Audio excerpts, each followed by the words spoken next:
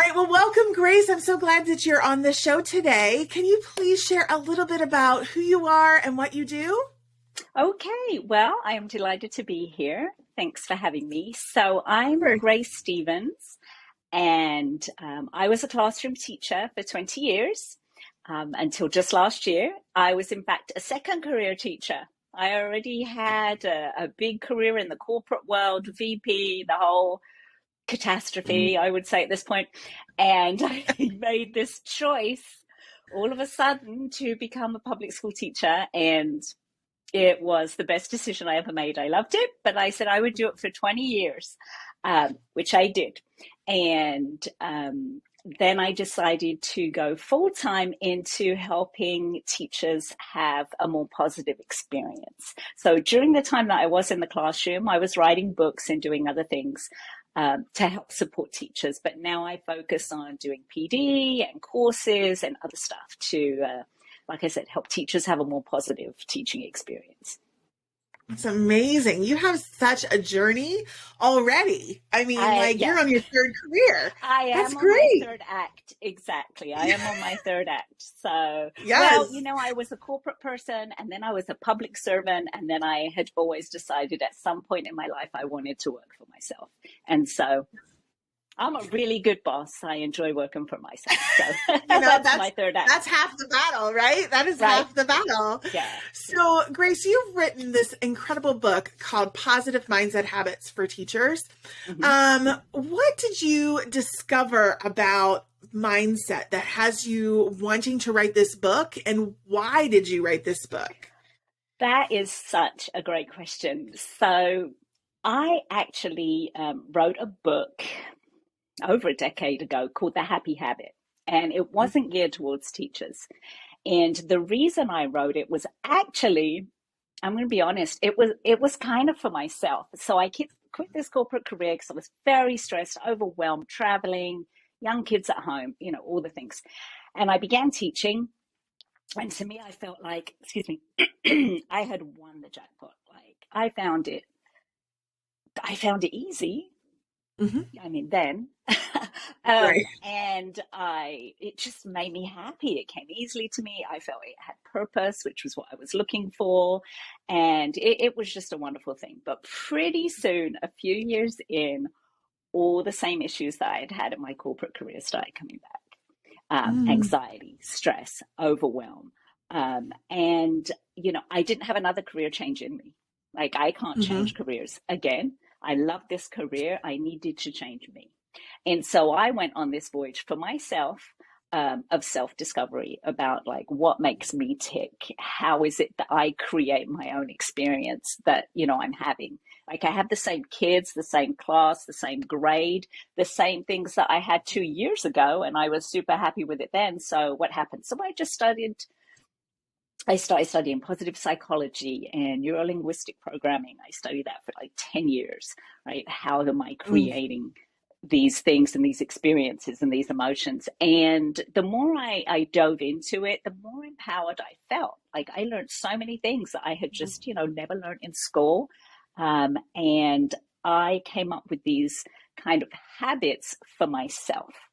And Mhm. then people would ask me, like, you always seem so upbeat, and which is, most days I am. I mean, there are days the lemonade stand is closed, don't get me wrong. But as a general rule, I'm kind of like optimistic and willing to assume the best of people. And I had to explain to people, no, I had to train myself to do that. I come from a strong background of poor mental health in my family, and learning the science that doesn't determine necessarily how your life is going to play out was very empowering. So I wrote the book. I have it right here because I still love the cover, the little guy with the toast bitten out of him, the happy habit. And then, so that was, like I said, over a decade ago. And then it occurred to me about 5 years ago, like, I should turn this for teachers. How do these habits play out in the classroom? First, I made a journal that supported the habits. And then I wrote the book. And so that's kind of how that came about. And since then, I have written other books, but that was kind of like the starting point for me about actually writing about teachers' experience. Yeah. And what I love about your story is that you turned inward, that it Yeah, wasn't when you struggled in the classroom, it wasn't, you wasn't blaming anything that yeah, was going on. It was, although we very well can, right? yeah. Oh, Obviously, for there's a sure. lot There's that a lot needs of to be problems. fixed, Yeah, right? yeah. But I love that you turned inward and thought, this might be something that is a cycle for me, and I Hmm. need to address that myself. And that's why when I read the positive mindset habits for teachers, that's one of the things that I actually really enjoyed, is that it empowers us Uh-huh. to take control over what we can control Yeah. and focus on ourselves and our minds, and how the brain is just such an amazing organ, and that it really can direct a lot of what we're trying to do in a more meaningful way if we tap into it. So in the book, you talk about the neuroscience Uh-huh. that's involved in the effect of happiness on the brain. So Hmm. can you share a little bit about what the science says in terms of the effect that happiness has on the brain? Sure. Okay. So it goes two ways. So I first want to acknowledge that when I wrote the original book, like I said, it's been a really long time. It was a less well received idea. It was considered a little woo woo, and not in a great way. I mean, I Yeah. like to describe myself as woo woo adjacent. Like I'm kind of open to lots of ideas, but I like to stick with the science. But since, Yes. Angela Duckworth's amazing, not Angela Duckworth, I apologize, since the growth mindset work, right, of Carol Yeah. Dweck, Yeah. people, I think, are more open to the idea. Just as your intelligence isn't fixed, neither is your happiness set point, right? Mm, So, like, everybody has a natural happiness set point that is hereditary, but it only counts for like 50%. Your life mm, circumstances only count for 10%. Right? So that's 40% of what your kind of basic overall happiness quotient is based on intentional habits. And so that's the mm, part that I focus on. So a more happy, positively focused brain is more productive, it is mhm, more creative, and mhm, it just makes for a better life experience for you and conversely everybody around you. And so mm, I looked at the science, the different things, the people on the hedonic kind of treadmill thinking, oh, I'll be happy when, or overestimating how happy you think, a new pair of shoes is going to make you, or the ideal grade assignment is going to make you, or, a new school is going to make you. And very soon that kind of wears off, right? So it's looking at things that can ground us in being happy right now and positively just training the brain to be more positively focused, which you can actually do. And mm, so all of that, the different things that I had looked at and like I said, practice with myself and kind of integrated into my life as far as habits. I broke it down into a framework and I call it the ECHO framework. So ECHO. I kind of liked it was like, oh, what you put out comes back, like the sound. But the first premise, which is excuse me, everywhere through the book, the E is your energy teaches more than your lesson plans, right? mm, So how you show up, why should mm, you be happy? One, because you want a better experience. Two, because it delivers a better experience for students and they learn more. So we know mm, that if we think about our favorite teacher when we were growing up, it was not a mhm, teacher who was frustrated and overwhelmed and resentful and we knew hated the curriculum and didn't have positive relations with other teachers. Like your energy teaches more, like how you show up, um mhm, how you're willing to be, calm and consistent with classroom management, cheerful, willing to assume the best for students, see their behavior as, really cries for help and want to assist them as opposed to being frustrated by them. Like all of that vibe that you have is more important than mm. what curriculum you have or what wall decor you have or, what tech you have even though those Yeah. things are as important, the most important thing for me, I felt, was your energy. So that was the E part. The Mhm, C is, you can choose what you control, right? So that's just as we had discussed. Like the third, the H is happiness can be synthesized. So that Mm, is the one of the big premises in the book. And then the O in echo is other teachers' experience does not need to be your experience. And I mm, feel that there's, now rightly so, there is a very negative narrative about education right now. And mm-hmm, it's not that there aren't problems, there are many, many problems. But your experience doesn't need to be the same as everybody else's. I could have the same group of kids that the teacher last year, every time I walked past them in the hall, would say, where'd you get those kids? Oh my gosh, they're the worst. And I have a totally different experience with them.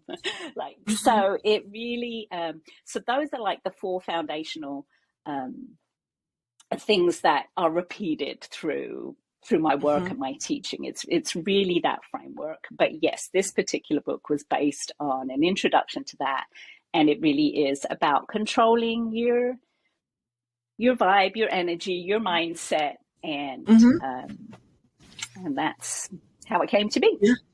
So, and I think the O part, others' experience does not have to be your experience. I think that is so powerful, particularly Yeah, right now. I think yeah, it was hard, especially during the pandemic when we were all remote. The only way that we could reach out and be with each other was through this online learning area. And so you were watching people, some of them were doing great, some of them were struggling, and people just kind of naturally gravitated towards, what they saw. But that yeah, now that we're out of that and we're moving to a different experience in total, that the others' experiences, that's so important, does not have to be yeah, your own. I think that is a hugely powerful message for all yeah. of us. You had said that happiness can be synthesized. Can Mm-hmm. you expand on that a little bit? What does that mean? Sure. So what that means is, like I had mentioned before, that there's a hereditary component, right? And that's the part Mm-hmm. that had concerned me. Coming from a family that had, mental health struggles, and then seeing myself suffering with depression and anxiety and other things, you know, was am I, predetermined? Is that gonna be now my life? I mean, on the same way, I have most people in my immediate family are diabetic. So I am not, right? There are Mm-hmm. lifestyle changes that can, not type 1 diabetes, but type 2, right? There are lifetime changes. It doesn't mean you're more predetermined to have it, but you're not, it's not a foregone conclusion. And so it's the same with your happiness quotient, like I like to call it. Your ability to like just kind of be optimistic is 50% of that. Yes, you are born with. Did you win the lottery and have the happy gene, or didn't you? Right? And then 10%, only 10% is your circumstances, which seems crazy, but there is, research to back that.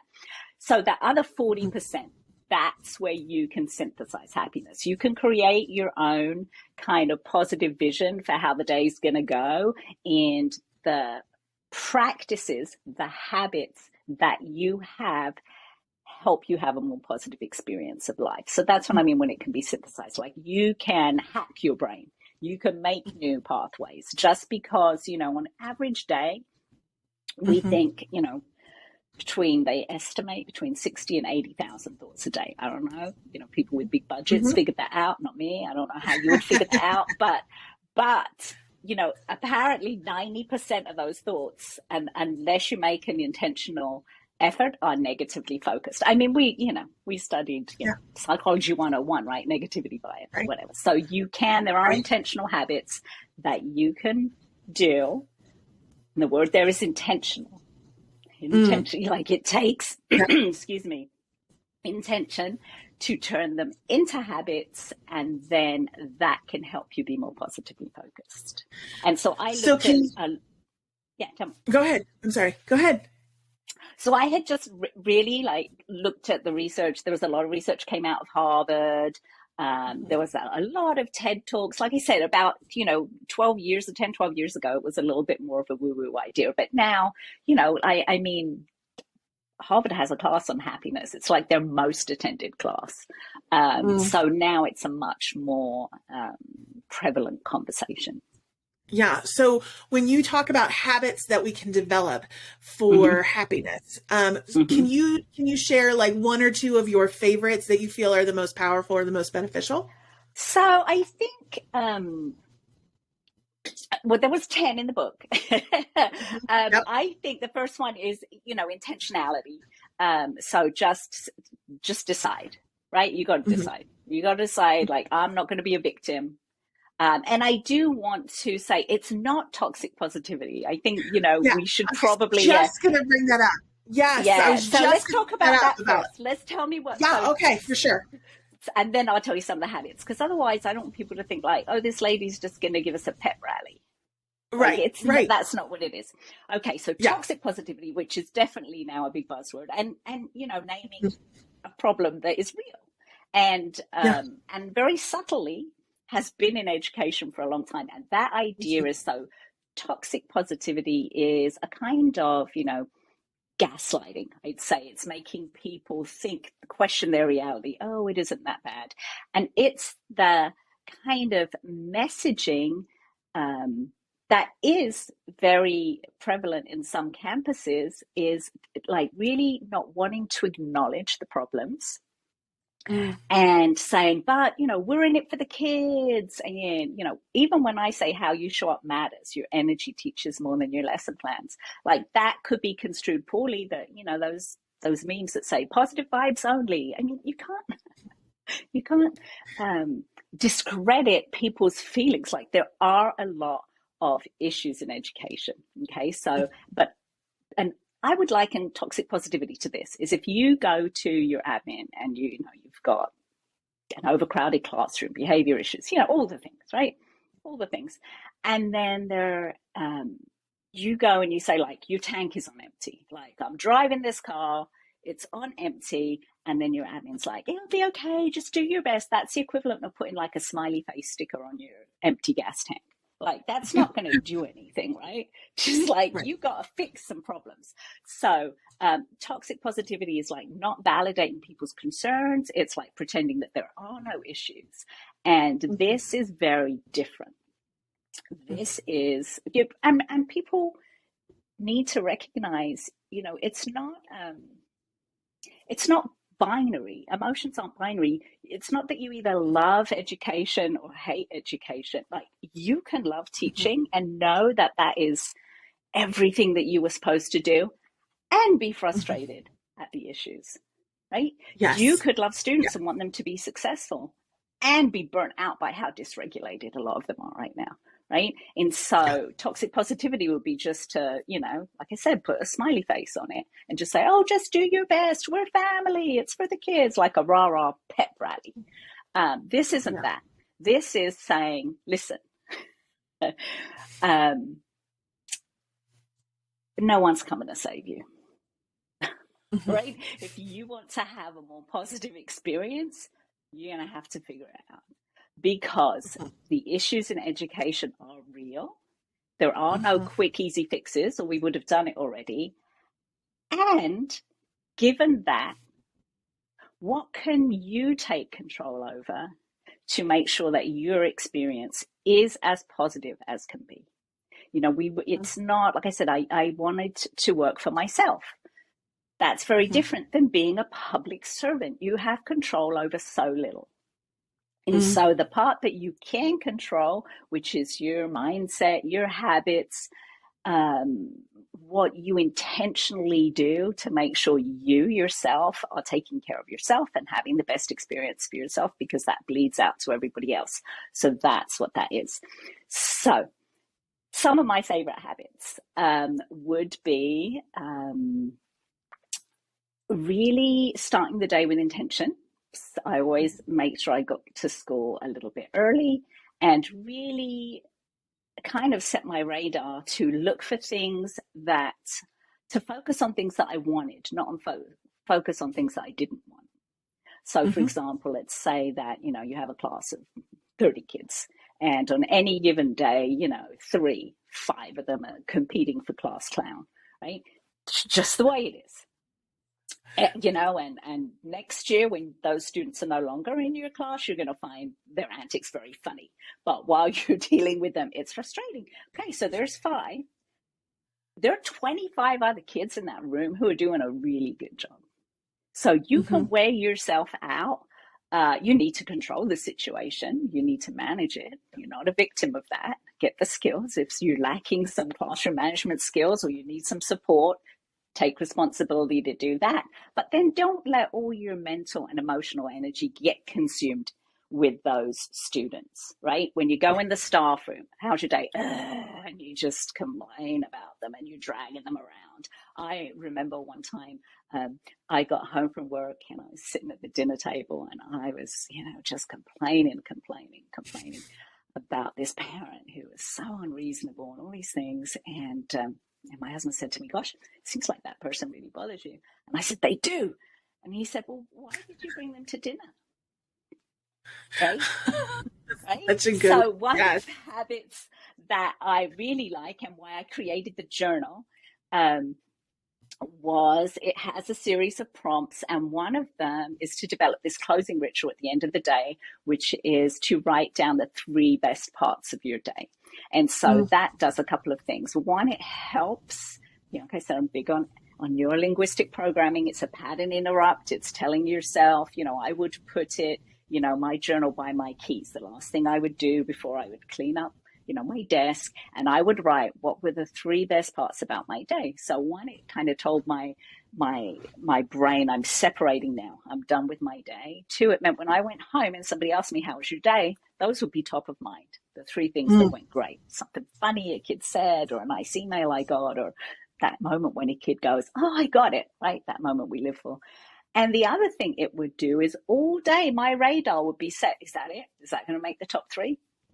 Is that it? Is that going to make the top 3? Like, it just helped me be more positively focused and set my radar for things that I wanted. So that was one of my favorite habits. And also, incorporating it with my students. We had a joy jar. If something was going great or something you were real happy about in class, there was little stickies there and you'd write it in, you'd put it in. And sometimes when the vibe in the room wasn't great, and I'd be like, "Hey, who wants to check out a happy memory?" And, kid would be excited. "Oh, remember when this happened?" Like, so teaching kids, sometimes an exit ticket would be, a compliment or something they were grateful for, instead of 3 things you learned today. Like, Yeah. what was something you're proud of today? So those types of habits are amongst my favorite.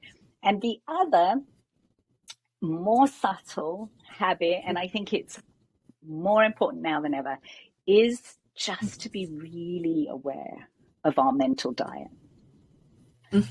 Like, we passively consume, and I'm guilty of it too. I have to sleep with my phone outside of my room, which a decade ago I would have Yeah. laughed to myself. Why would your phone be in your room?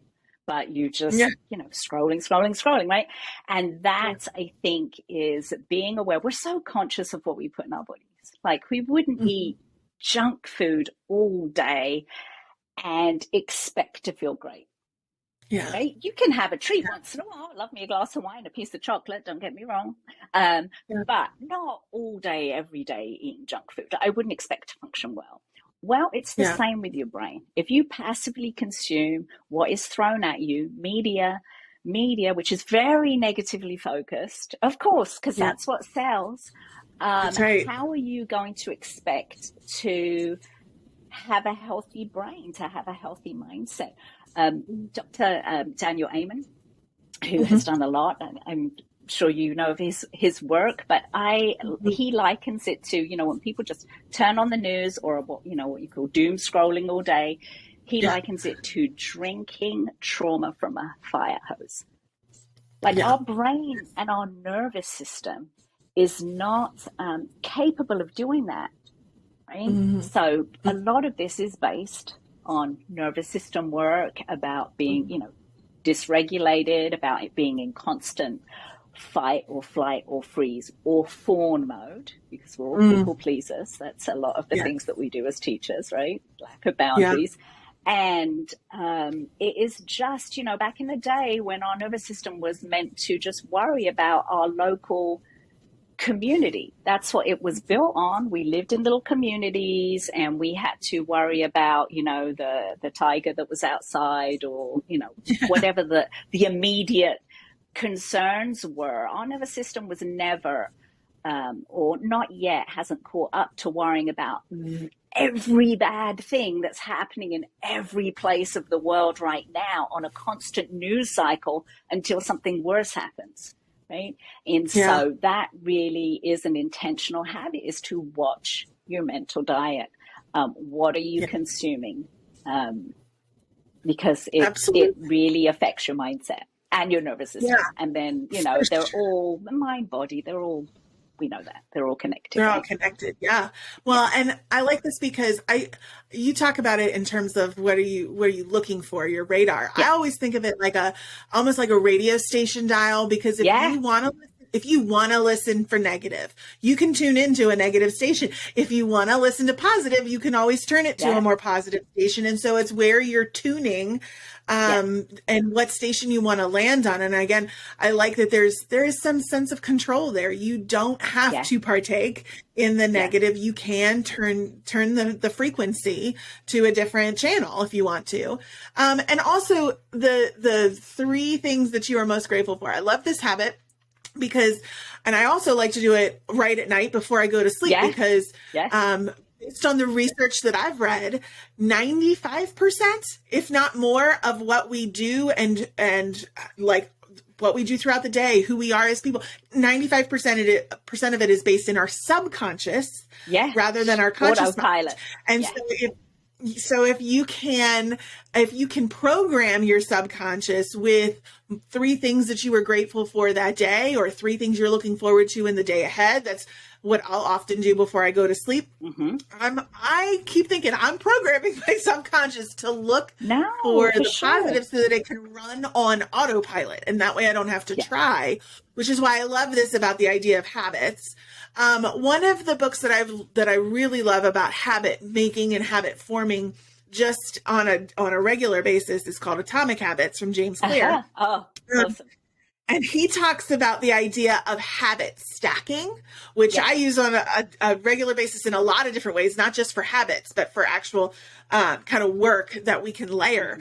Do you feel like habit stacking can also be beneficial when we're looking at happiness habits, like the ones that you described? Yeah, absolutely. So this, the first book I wrote, The Happy Habits, was part of a series of books I wrote called One New Habit.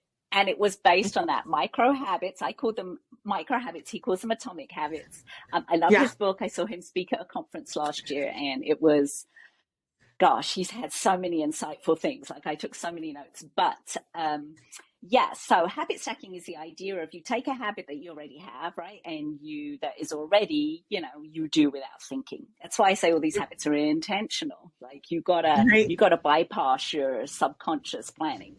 And so let's say that in the morning, you always have a cup of coffee, and you make the coffee maker before you go to bed, right? So in the morning, you just push the button. Well, if one of your goals for the new year, new habits, to drink more water, then put your water bottle on top of the coffee maker, right? Because you're going to go to the coffee maker anyway. There's the water bottle. Now you incorporate habit. So a lot of these habits can be stacked. And so I'm going to say, let's give an example. How about if you working with the students, like I said, if you are incorporating the 3 best parts of your day, having them when you're filling out, when you think, later on I need to, write my journal, have a habit with the kids, a quick brain break, right? Hey, quick, grab a piece of paper. Here's one I like to do that isn't in the book, because it takes some time. Sometimes kids really need to refocus. And I would break the kids, let's say, it would be awesome if there were, cut the class into groups of 5 or 6 if they're already at the table sitting there, and say, you're going to take A through D, you're going to take E through G, and you're going to write down everything that makes you happy starting with that letter, right? So if somebody has A, they're going to write, I don't know, apple pie or Applebee's or whatever, just something it makes me think of Julie Andrews singing, these are a few of my favorite things. So yeah, Yeah. think of your favorite things, right? And so just to help kids do that too, it's a brain break for you too, right? Mm. Or another one, when I thinking of things that one of the things that struck me when I studied, the research, the literature, and one of the reasons that really made me pivot the original book into teaching was when you look at the research and the kind of like the building blocks for happiness, Mm-hmm. how many of them are already intrinsic in teaching? So some of the building blocks for happiness are, you know, having purpose, right? Mm-hmm. Teaching, come on, right? Connections, right? Social connections. Right? Less so now, but certainly when I started, occupational self-direction. So like being creative and having fun, right? Flow state, being Mm-hmm. completely focused. Now, those are already built into teaching, right? If Mm-hmm. you are, that moment when you're just all in your zone and you're all learning, and, that is flow state. I remember there were times, obviously, in my life, like anybody who's lived to, my age, that, bad things have happened. Parents have died or, whatever. It was always amazing to me that no matter what I was dealing with, when I got to school for 6 hours, it was almost like a meditation. Like you didn't have a chance to think about anything else, right? You were just Yeah. busy in it with the kids, like in a Mm-hmm. flow state. And so there are so many, like I said, when I looked at it, like that teachers should be happier if you really look at the science. I mean, purpose, connection, so many connections. So thinking about those habits, if you're thinking about being grateful, and one of the strategies I suggest is when you get your emails in the morning and you go through, just pick one person to say, hey, I appreciate you, or thank you, Mm-hmm. whatever. So you're being grateful, and at the same time you are sharing it, you're making a connection. So that's the perfect way to stack a habit. Or Yeah. in the journal that I have, one of the prompts for the week is, who can I champion this week, right? That was inspired by, Rita Pearson's, amazing TED Talk about Yeah. every child needs a champion. And so the idea is at the beginning of the week, you think about a kid who maybe doesn't get all the, awards and accolades, but is doing a really good job. How can I champion them all week without them knowing? Mm-hmm.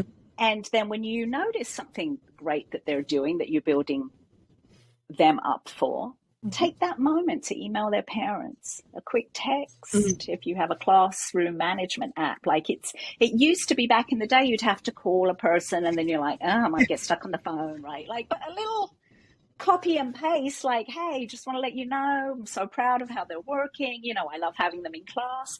Like that spreads it. You multiply your gratitude really Mm. by sharing it. That's Yeah. and so those are easy habits that you can stack. Um, For sure. For sure. So like what you appreciate appreciates, right? yeah, exactly, Yeah. exactly. Yeah, yeah. Oh, well, I could talk about this all day long because it's such a fascinating topic, but we got to wrap up. So before I do, Sure. can you let people know how they can stay in touch with you, where they can find you so that they can learn more? Yeah, sure. So I have a website, happy-classrooms.com. But if you go there, you can get a free 6-week version of the journal.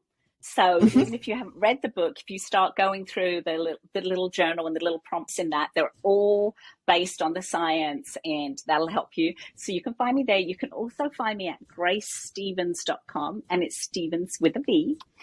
And right now, what I am really passionate about getting out into the world is a new book I've almost finished, and it's about balance and boundaries.